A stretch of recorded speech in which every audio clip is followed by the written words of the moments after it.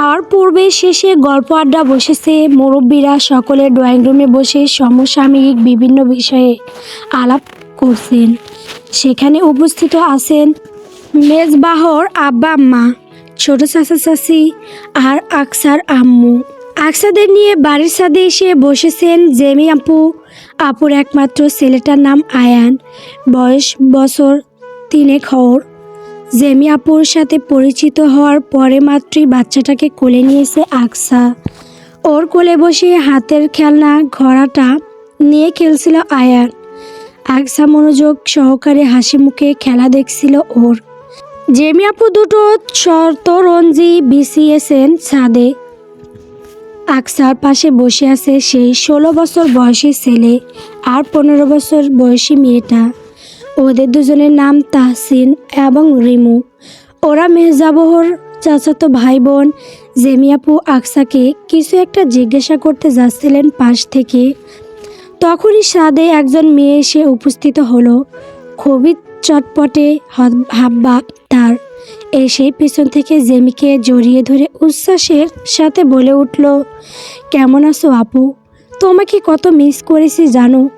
Jamie গলা ছাড়িয়ে ওকে সামনে এনে আনন্দ মিশ্রিত গলায় জিজ্ঞাসা করলো, তোরা কখন এলি? এই তো সবে এসেছি। ইনিকে হঠাৎ পাশে চোখ পড়তেই আকসাকে দেখে কৌতূহলী হয়ে প্রশ্ন করলো মেয়েটি। জেমি পরিচয় করিয়ে দিল। আকসাকে বলল, আকসা, ও হলো আমাদের ছোট ফুপুর বড় মেয়ে, নাম মিহি। মিহি, ওর নাম আকসা, মেজবাহর বন্ধুর বোন। ওদেরই আজ ইনভাইটেশন ছিল আমাদের বাসায়। মিহির স্বভাবগত খুব মিশুকে চট করে বসে গেল মাঝখানে। বাদামের ঝোলা এনেছিল হাতের মুঠোয় লুকিয়ে। সেটা জেমি আর আকসার সামনে খুলে ওদের চুলে হাতে ধরিয়ে দিতে দিতে বলতে লাগলো, লুকিয়ে আনতে হয়েছে, জনগণ দেখলে আর একটাও বাগে পেতাম না। ভালো কথা। মেজবাহ ভাইয়া কোথায় আপু? ভাইয়াকে তো দেখলাম না ড্রয়িং রুমে। ড্রয়িং রুমে নেই? না, নেই। আম্মু তো মামা মামিদের সাথে গল্প করতে বসে গেল ড্রয়িং রুমে, কিন্তু ভাইয়াকে দেখিনি সেখানে। তাহলে হয়তো ইরফানকে নিয়ে আড্ডা দিচ্ছে ঘরে। আমি গিয়ে ডেকে আনি ভাইয়াকে। সবাই আড্ডা দিচ্ছে, তারা কেন ঘরে বসে থাকবে? মিহি দ্রুত উঠে গেল ও শতরঞ্জি ছেড়ে। পেছন থেকে জেমি বলল, যাস না মিহি, ও এখন এখানে আসবে না। শুধু শুধু যে লাভ নেই। আকসার কেমন যেন খটকা লাগলো। মেজবা এখন আসবে না কেন? ও আছে বলে? হ্যাঁ, সেটা হইতেই পারে, হওয়াটাই বরং স্বাভাবিক। কারণ পুরোটা সময় মেজবা ওর থেকে দূরত্ব বজায় রেখেছে। এমনকি গত দিনও। আজ ডাইনিং টেবিলেও ওর ওঠার পর খেতে বসেছে। এমনকি ওর মুখোমুখিও বসেনি। ওকে এড়িয়ে যাওয়ার জন্য বেসিনের কলেও খুলে দিতে এগোয়নি। আকসা তো এতটুকু ভালোভাবেই বুঝে গেছে যে মেজবা ওকে এড়িয়ে চলছে এবং ভবিষ্যতেও এড়িয়ে যাবে। এখানে ও আছে একথা মেজবা জানে। তার মানে নিশ্চয়ই মেজবা এখানে আসবে না। এই কথাটা তো আকসা ভালোভাবেই জানে। কিন্তু জেমি আপু কীভাবে এতটা নিশ্চিন্ত হলো মেজবা আজ আসবে না? সে কিভাবে জানলো? ব্যাপারটা স্বাভাবিকভাবে নেওয়া যেতে পারত, কিন্তু কেন জানি আকসা চেষ্টা করেও স্বাভাবিকভাবে নিতে পারছে না। মনে একটা খটকা থেকেই যাচ্ছে। আকসা জেমি আপুর সাথে কথা বলছিল ওর পড়াশোনার বিষয়ে, ভার্সিটির লাইফ কেমন কাটছে সেসব নিয়ে। তখনই সিঁড়িতে খটাখট চললেন শব্দ। ঘোর শুনে ঘাড় ঘুরিয়ে তাকাতেই দেখলো ওর বড় ভাই আর মেজবা এসে দাঁড়িয়েছে ছাদের দরজার সামনে। মিহি পাশে দাঁড়িয়েছিল। মেজবাহর এক হাত ওর দু হাতে শক্ত করে জড়িয়ে ধরে রাখা। মিহি আর জোরে সামনের দিকে ওদের টেনে নিয়ে এসে জোরে বলতে লাগলো, দেখো আপু, ভাইয়ারা বসে দাবা খেলছিল, জোর করে টেনে এনেছি আমি। মিহিরা এগিয়ে এসে শতরঞ্জির সামনে ওদের মুখোমুখি সারিতে দাঁড়ালো। মেজবা পকেটে হাত গুজে এক কোণে দাঁড়িয়ে রইল। ইরফান গিয়ে আকসার পাশে বসে পড়ল। জেমি একবার আকসাকে দেখে আরেকবার মেজবাকে দেখল। জেমির মুখ কিছুটা বিষণ্ণ, মনে হচ্ছে চিন্তিত ভীষণ। জেমি মিয়ে যাওয়ার স্বরে মেজবাকে উদ্দেশ্য করে বলল, বা এখানে এসে বস। মেজবাহর হাবভাব দেখে মনে হচ্ছিল না যে সেখানে বসবে, তবে বড় বোনের কথা শুনে বসে পড়ল তার পাশে। আয়ান কাঁদছিল খিদে পেয়েছে বলে। আকসা ওকে জেমি আপুর কোলে দিল। মিহি সে কখন থেকে কথা বলেই চলেছে রিমু আর তাহসিনের সাথে। ইরফান ফোন স্ক্রল করছে। আকসার চোখ স্বভাবত মাঝে মধ্যে মেজবাহর দিকে তাক পড়ছে, তবে মেজবা একবারও ওর দিকে ফিরে তাকাচ্ছে না। হঠাৎ মিহি বলে উঠল, এখানে যে গল্প আড্ডা হচ্ছে তা কি বোঝার উপায় আছে? এপাশ থেকে ইরফান জিজ্ঞাসা করলো, কেন, কি হয়েছে? মিহি বলল, আসলটা কেমন যেন মরা মরা লাগছে, একটু জাঁকজমকপূর্ণ হওয়া দরকার। দাঁড়াও, আমি আসছি। কথাটা বলে মিহি দৌড়ে উঠে চলে গেল সিঁড়ির দিকে। জেমি আয়ানকে ফিডার খাওয়াতে খাওয়াতে পাশ ফিরে মেজবাকে বলল, খালামণির বাসায় তো গিয়েছিলি গতদিন, তাদের কেমন অবস্থা জানালি না তো ভাই? সবাই ভালো আছে আপু। তোমার ইশতিয়াকের কথা মনে আছে? চক্রা এখন কত বড় হয়ে গেছে জানো? 3 বছর পর এই গেলাম, তখন ছোট্ট একটা বাচ্চা ছেলে ছিল, আর এখন লম্বা হয়েছে খালাম্মার মতো। বেটা ছেলে হয়ে গেছে। হাসতে হাসতে কথাগুলো বলতে লাগলো মেজবা। আকসা অবাক চোখে চেয়ে রইল। এই লোক এত সুন্দর করে কথা বলে তার ভাই বোনদের সাথে, বিশেষত জেমি আপুর সাথে বোধহয় একটু বেশিই ফ্রি। মেজবাহর মন খুলে কথা বলা দেখেই বোঝা যাচ্ছে তাদের মধ্যে বেশ ভালো বন্ধুত্বপূর্ণ সম্পর্ক। মেজবাহ বোধহয় তার সকল কথা জেমি আপুকেই বলে। আকসা মুখে কিছু না বললেও ওর মনে একটা অদ্ভুত নাম না জানা অনুভূতির সঞ্চয় হতে লাগলো। ও এক ধ্যানে তাকিয়ে দেখতে লাগলো মেজবা জেমি আপুর সাথে কত সুন্দরভাবে গল্প করছে হাসি মুখে। হঠাৎ কথার মাঝে আকসার দিকে চোখ পড়তে মেজবাহর চোয়াল শক্ত হয়ে গেল। ও দৃষ্টি অন্যদিকে ফিরিয়ে নিল। জেমি মেজবাহকে এভাবে হঠাৎ ঘুরে যেতে দেখে আকসার দিকে সংস্কৃত চাহনিতে তাকালো। মেজবাহর আব্বা হেজাজ মাহমুদ আর ছোট চাচা জালাল মাহমুদ একই সোফায় বসে আছেন। আকসার আম্মা আয়েশা বেগম পাশে, মেজবাহর চাচি ফাতেমা খাতুন আর ফুফু ঋতু বেগম বসে আছেন। ঈশা বেগম পান আনতে ভেতরে গিয়েছিলেন, যদিও এখনকার কেউ সচরাচর পান খায় না, তবে অতিথি আপ্যায়নে দেওয়া হয় প্রায়শই। হেফাজ মাহমুদ এবং জালাল মাহমুদ এতক্ষণ নিজেদের মধ্যে নিচু স্বরে আলোচনা করছিলেন কিছু বিষয়ে।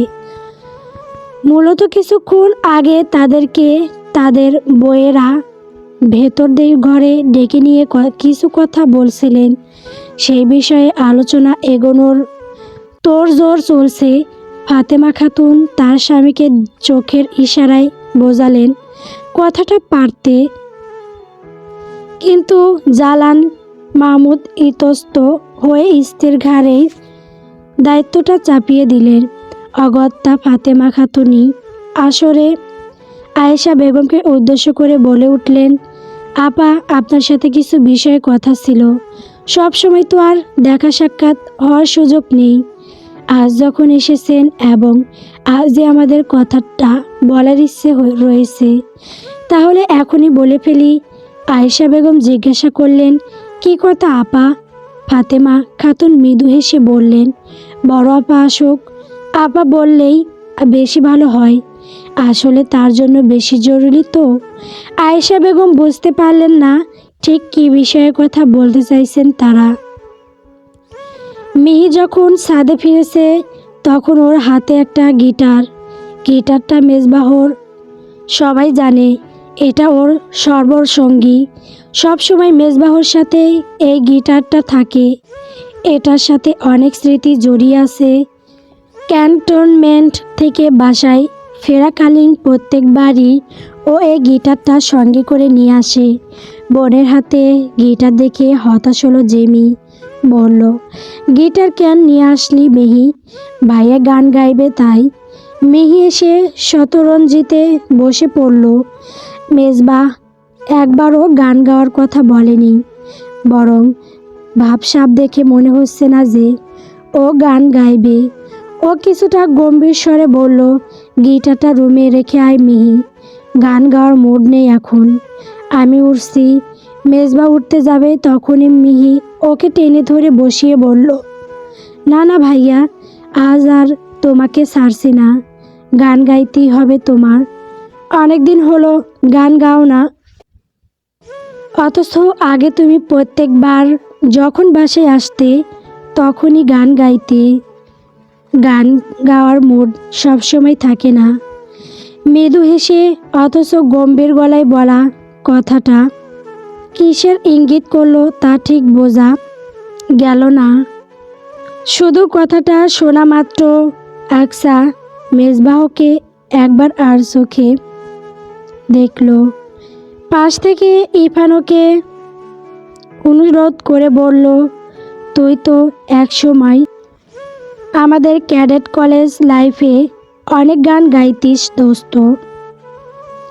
আমাদের গ্রুপে একজনই বেস্ট সিঙ্গার আছে, সেটা তুই। শুনেছি ক্যান্টনমেন্টে যাওয়ার পরেও অবসরে প্রায়শই তোর গান গাওয়া হতো। গান গাওয়া তো তোর প্যাশন। তাহলে আজ সবার অনুরোধে গাইতে কি অসুবিধা? প্লিজ দোস্ত। ওপাশ থেকে এবার জেমি আপু বললেন, একটা দিন তো ভাই। জেমি আপুর কথা শুনে অবশেষে গিটার হাতে নিল মেজবা। ধীরে ধীরে গিটারের সুর উঠল। মেজবা চোখ বুজে গাইতে লাগলো, তীরহারা এই ঢেউয়ের সাগর পাড়ি দেব, রীতির হারা এই ঢেউয়ের সাগর পাড়ি দেব রে। আমরা কজন নবীন মাঝি হাল ধরেছি শক্ত করে। রীতির হারা এই ঢেউয়ের সাগর পাড়ি দেব, রীতির হারা এই ঢেউয়ের সাগর পাড়ি দেব রে। জীবন কাটে যুদ্ধ করে, প্রাণের মায়া সাঙ্গ করে। জীবনের স্বাদ নাহি পাও, জীবন কাটে যুদ্ধ করে। প্রাণের মায়া সাঙ্গ করে, জীবনের স্বাদ নাহি পাই। ঘর বাড়ির ঠিকানা নাই, দিন রাত্রি জানা নাই, চলার সীমানা সঠিক নাই। জানি শুধু চলতে হবে, এই তরি বাইতে হবে, জানি শুধু চলতে হবে, এই তরি বাইতে হবে। আমি যে সাগর মাঝি রে, তীরহারার এই ঢেউয়ের সাগর পাড়ি দেব রে। তীরহারা এই ঢেউয়ের সাগর পাড়ি দেব রে। আকসা মুগ্ধ, এত সুন্দর কণ্ঠস্বর, এত সুন্দরভাবে কেউ এই গান গাইতে পারে। অন্তর থেকে না আসলেও এই গান এত সুন্দরভাবে গাওয়া যায় না। শুনেই বোঝা যাচ্ছে মেজবা গান নিয়মিত গায় এবং ওর গানের কণ্ঠ মারাত্মক। আকসা আবারও মনোযোগ দিল। মেজবা গাইছে, জীবনের রঙে মনকে টানে না, ফুলের ওই গন্ধ কেমন জানি না। জ্যোৎস্নারা দৃশ্য চোখে পড়ে না, তারারাও তো ভুলে কবু ডাকে না। জীবনের রঙে মনকে টানে না, ফুলের ওই গন্ধ কেমন জানি না। জ্যোৎস্নার দৃশ্য চোখে পড়ে না, তারারাও তো ভুলে কবু ডাকে না। জীবনের রঙে মনকে টানে। নামে জবা একটুখানি থামলো।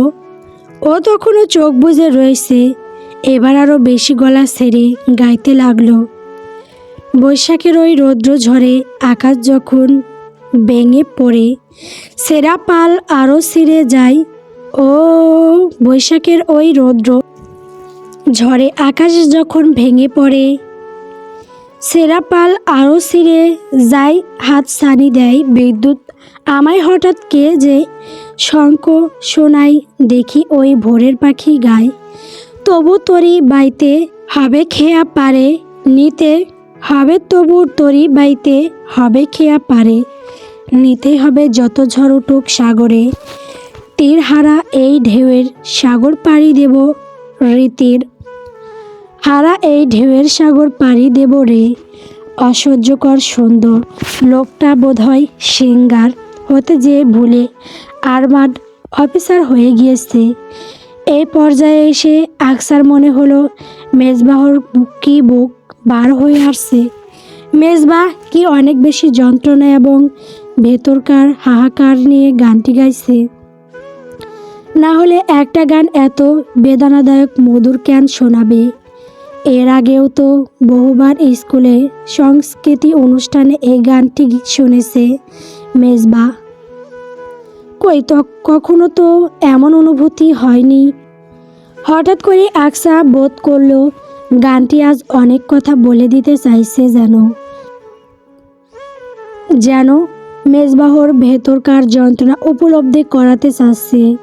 মনে হচ্ছে যেন মেজবাহর জীবনে অনেক সংগ্রাম, অনেক বেশি হাহাকার। মানুষ কি তার জীবনে সকল দুঃখ, কষ্ট, যন্ত্রণা গানের মাধ্যমে উন্মুক্ত করে দিতে পারে? আকসার বাসায় আজ কলি এসেছে। হঠাৎ কলিকে নিজ বাড়িতে বলা নেই কওয়া নেই উপস্থিত হতে দেখে আকসা অবাক হলো বেশ। ওকে সোফায় টেনে বসিয়ে জিজ্ঞাসা করলো, তুই হঠাৎ কেন আসতে পারি না? অবশ্যই আসতে পারিস, কিন্তু না বলে কয়ে তো কখনো আসিস না। তাছাড়াও তোকে তো দূরবীক্ষণ দিয়েও সহজে খুঁজে পাওয়া যায় না, তাই এমন আচরণ দেখে অবাক হলাম। কলি বলল, আসলে আমাকে আন্টি ডেকেছে। আন্টি ডেকেছে মানে আমু কেন তোকে ডাকবে? আন্টি কল দিয়েছিল আমাকে, বলল কি একটা জরুরি কাজ আছে, আমাকে আসতে হবে। তাই সকাল সকাল চলে এলাম। কারণটা কি? আকসা পুরো কথা শেষ করার আগেই আয়েশা বেগম ড্রয়িং রুমে এসে কলিকে দেখে বললেন, ও তুই চলে এসেছিস মা, বস, আমি চা নাস্তা নিয়ে আসি। আয়েশা বেগম রান্নাঘরে চলে গেলেন। আকসা কলির কাজ ঘেঁষে ফিসফিসিয়ে বলল, কেন ডেকেছে আম্মু তোকে? কারণটা তো জানি না। আন্টি বলল আসা পরে জানাবে। তোকে তো আম্মু কখনো এভাবে কল দিয়ে দেখে না,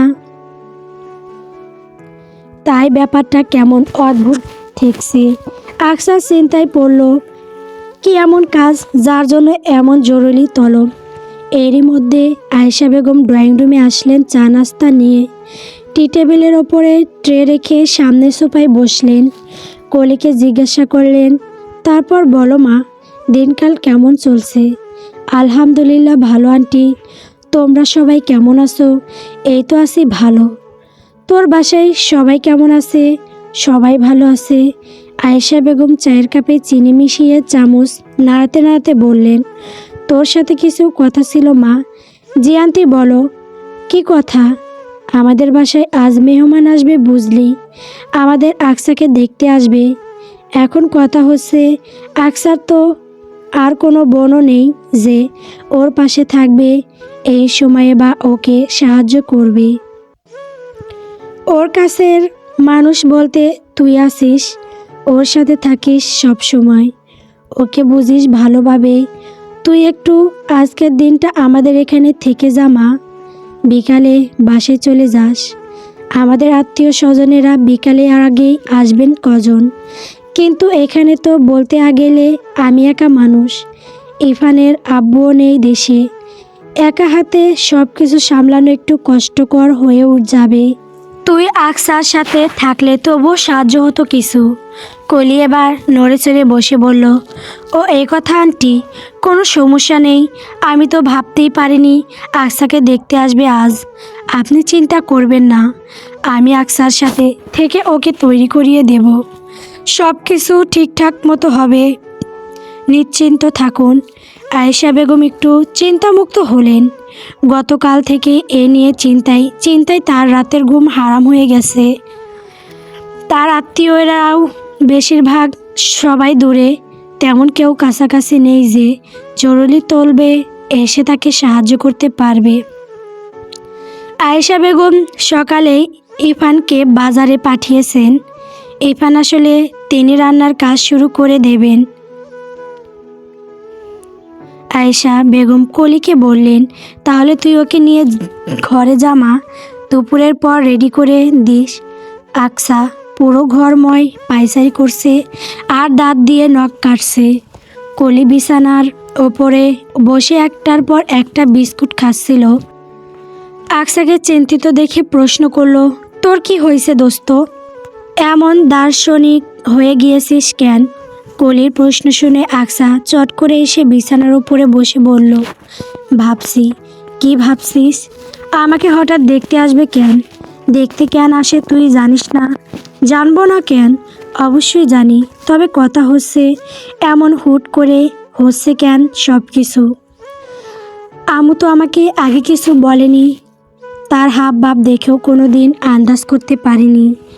একদম স্বাভাবিক ছিল, কিন্তু কারা দেখতে আসছে, ছেলেকে, এসব কিছুই তো জানি না। কলি বলল, তুই বরং এক কাজ কর, আন্টিকে গিয়ে জিজ্ঞেস কর। আকসা কপট বিরোধ করে বললে, দূর, কি যে বলিস না, আমুকে কি এসব কিছু জিজ্ঞেস করা যায়? কি না কি ভেবে বসবে, তাহলে আর কি করবি? ওয়েট কর, বিকালে তো পাত্রপক্ষ আসছেই, তখন না হয় দেখে নিস। পাত্রপক্ষের কথা শুনে আকসার স্বাভাবিক মুখ কিঞ্চিত বর্ণন হয়ে উঠল। ও বিড়বিড় করে যেন বলল, কিন্তু সেসব কথা কলির কান অবধি পৌঁছালো না। দুপুরের খাবার খেয়ে আধ ঘন্টা খানেকের মতো বিশ্রাম নিয়ে কলি তাড়াহুড়ো করে আকসাকে তৈরি করতে শুরু করেছে। এমনিতে আকসা নিজেই খুব ভালো শাড়ি পরতে পারে, তবে আজ কলি ওকে শাড়ি পরতে সাহায্য করলো। তাড়াহুড়ো করা হচ্ছে খুব, মেহমান নাকি আর আধ ঘন্টার মধ্যেই চলে আসবে। আকসা দাঁড়িয়েছিল, কলি ওর শাড়ির কুচি ঠিক করে দিচ্ছিল বসে। তখনই ইরফান বাইরে থেকে দরজায় নক করলো। ভাইয়া দেখে আকসা ভেতরে আসতে বলল। ইরফান ভেতরে প্রবেশ করতেই দেখলো ওর হাতে একটা বেলি ফুলের খোপার গাজরা। সাধারণত ইরফান প্রায় তার ছোট বোনকে ফুল কিনে দেয়। মানুষ প্রেমিকের কাছ থেকে ফুল পাওয়ার জন্য ছটফট করে, এদিকে আকসা তার ভাইয়ের নিকট হতে ফুল পাওয়ার জন্য মুখিয়ে থাকে। অন্যদিন ফুল দেখলে খুব বেশি উচ্ছ্বসিত হতো। চট করে ভাইকে জড়িয়ে ধরে আই লাভ ইউ ভাইয়া বলে দিত। তবে আজ সেসব কিছুই ঘটল না। আকসার মুখের বলি রেখার ন্যূনতম কোনো পরিবর্তন ঘটল না, বরং মুখ আগের মতোই নীল বিবর্ণ হয়ে রইল। ইরফান ড্রেসিং টেবিলের ওপরে ফুলের গাজরা রেখে কলিকে উদ্দেশ্য করে বলল, বনুকে ফুলের গাজরা পরিয়ে দিও তো কলি, আর মুখে বেশি প্রসাধনী ব্যবহার করো না, আমার বোনকে ন্যাচারালি ভালো লাগে। ইরফান কলিকে বুঝিয়ে শুনিয়ে দিয়ে ঘরের বাইরে যাওয়ার জন্য পা বাড়াইতেই আকসা পিছন থেকে ডাক দিল ভাইকে। ইরফান পেছনে ফিরে তাকাতেই আকসা ওকে জিজ্ঞাসা করলো, হঠাৎ আমাকে দেখতে আসছে কেন? ইরফান একটু ইতস্ত করে বলল, আসলে তাদের একটু তাড়া আছে আকসা, এই জন্য সব কিছু তাড়াহুড়ো করে হচ্ছে, না হলে আমরা সময় নিতাম। কারা দেখতে আসছে সে তো আসলেই দেখতে পাবি। ইরফানের ঠোঁটের কোণে মুচকি হাসি, বোঝা গেল ও এখনই কিছু বলতে চাইছে না, তবে এই বিষয়টা নিয়ে ভীষণ খুশি। তখনই ইরফানের ফোন বেজে উঠল।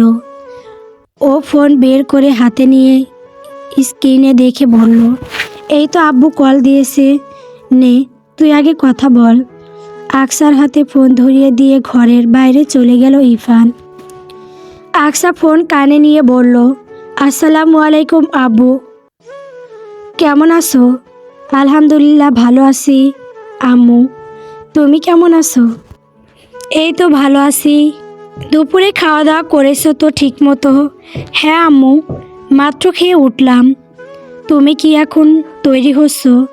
জি আব্বু, মেহমান এখনও আসেনি, এই তো চলে আসবে এখনই। আকসা ভালো করেই বুঝলো ওর অজান্তেই সব কিছু হয়েছে এবং এর সাথে প্রত্যেকে সংযুক্ত, সবাই সব কিছু জানে। ইসহাক খন্দকার ফোনের ওপাশ থেকে বললেন, কিছু কথা বলি আম্মু, শোনো। জি আব্বু, বলো। বিয়ের এসব কার্যকলাপ যে আমরা খুব তাড়াহুড়ো করে করতে চেয়েছি তা ঠিক নয়। আসলে ছেলের জন্যই তাড়াহুড়ো করা হচ্ছে। ছেলের বাবা জানিয়েছেন ছেলের হাতে সময় খুব কম, এই জন্য বিয়েটা তাড়াতাড়ি সারতে হবে।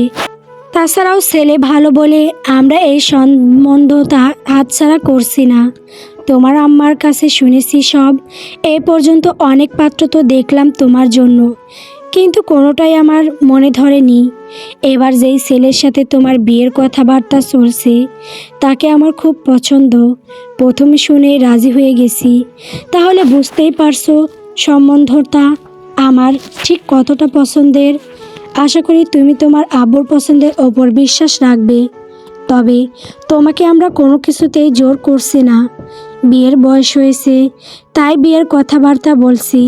যদি তুমি চাও তাহলে নিষেধ করে দেব, আর যদি তোমার নিজের কোনো পছন্দ থাকে তাহলে বলতে পারো। আমি তোমার আব্বু, অবশ্যই গুরুত্ব দেব। তোমার ইচ্ছার ওপরে কোনো কিছু যাবে না। আকসা ওর আব্বুকে ভরসা দিয়ে বলল, আমার কোনো পছন্দ নেই আব্বু, তোমার উপর বিশ্বাস আছে আমার। তুমি কখনোই আমার জন্য খারাপ ছেলে পছন্দ করবে না। ঠিক আছে মা, ওরা আসুক, তুমি ওদেরকে দেখো, কথাবার্তা বলো, তারপর রাতে কল দিয়ে আমাকে তোমার সিদ্ধান্ত জানিও। এখন রাখছি আম্মু, তুমি তৈরি হয়ে নাও। ইসহাক খন্দকার কল কেটে দিলেন। আকসা লম্বা করে শ্বাস টেনে নিল। অস্বস্তি হচ্ছে ওর। এর আগে বিয়ের কথাবার্তা হলেও এমন আয়োজন করে ওকে দেখেনি কোনো দিন। আজই প্রথম, এই জন্যই নার্ভাস লাগছে প্রচণ্ড। এই হালকা শীতের মধ্যেও প্রচণ্ড পরিমাণে ঘামতে শুরু করলো। ততক্ষণে শাড়ি পরানো হয়েছে। কলি উঠে আকসার চুল সুন্দর করে পিছনে ক্লিপ দিয়ে টেনে পিঠের উপরে সরিয়ে দিল। আকসা ঠোঁটে লিপস্টিক দিতে চায়নি, তবুও কলি জোর করে হালকা শেডের একটা লিপস্টিক দিয়ে তারপরও লিপ গোলস দিয়ে দিল। তখনই দরজার বাইরে থেকে আকসার খালা রেশনি খাতুন ডাক দিলেন, ও আকসা, চলে আয় মা, ওরা চলে এসেছে। বাইরে মোটামুটি লোক সমাগম বোঝা গেল। ইতিমধ্যে আকসার চাচা চাচি, ফুপু আর মামা খালারা চলে এসেছে। কলি আকসাকে নিয়ে বাইরে গেল। কয়েক কদম এগিয়ে ডাইনিংয়ের পাশে কাটিয়ে ড্রয়িং রুমে প্রবেশ করলো ওরা। আকসা এতক্ষণ মুখ নুইয়ে রেখেছিল। ধীরে ধীরে ও অস্বস্তি জড়িত মুখটা তুলে সামনের সোফার দিকে তাকাতেই চমকে উঠল। মেজবাহুর পরিবারের সকলে বসে আছে সোফায়। মেজবা তার বাবার পাশে বসা, ওর দৃষ্টি হাতে থাকা ফোনের দিকে, কোনো দিকে তাকাচ্ছে না। মুখের প্রতিক্রিয়া কিছুই বোঝা যাচ্ছে না, একদম স্বাভাবিক। তবে আকসা শকড হয়েছে এখানে মেজবাহুকে দেখে। একদমই আশা করেনি লোকটাকে। ও বিড়বিড় করে বলল, মেজবা, ইফতেখার এখানে। গল্প সীমান্ত রেখা। গল্পটি কেমন হয়েছে কমেন্ট করে বলবেন। পরবর্তী পর্ব পাওয়ার জন্য অবশ্যই আমার চ্যানেলটিকে সাবস্ক্রাইব করবেন। ধন্যবাদ।